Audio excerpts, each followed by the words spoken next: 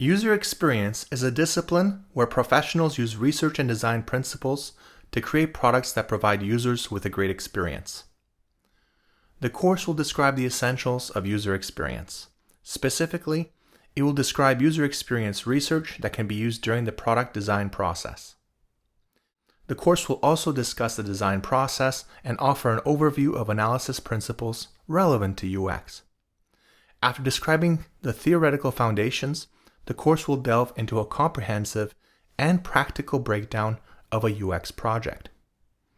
Specifically, in the second part of the course, the UX process is presented with work deliverables from an enhanced stock trading application with professional data capability. So what is a good experience? We have all noticed at some point or another that some brands produce products which are consistently better than their competition. Most of the time, when we think of a product having a criteria which is superior, we are actually thinking about the experience which we've had with the product. Sometimes we purchase a product and the experience is great, and at other times the experience is dreadful. So what is a good and what is a bad experience? A good experience occurs when we get a product that is perhaps pleasant to use, fun to use, easy to use, useful for our tasks, and perhaps even looks like it has a good design. On the other hand, a bad experience is one that can be described as stressful, confusing, inefficient, and perhaps with no visual aesthetic. Another interesting aspect that differentiates good experience from bad deals with whether or not the product is flexible and that it allows the user to do the task as they wish. Is the product consistent within their particular path which the designer sets?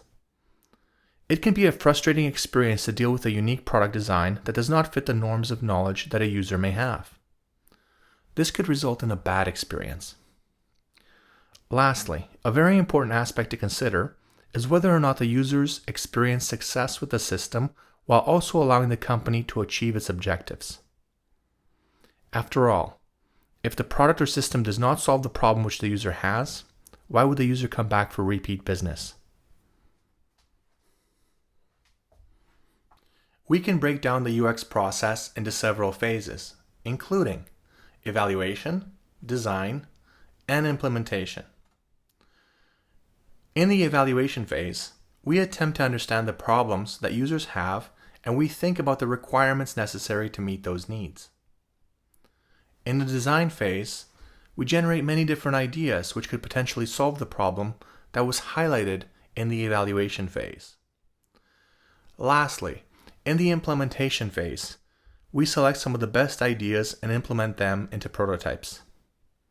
The prototypes help us get further feedback, which we can then use to narrow down the solution to the most optimum choice.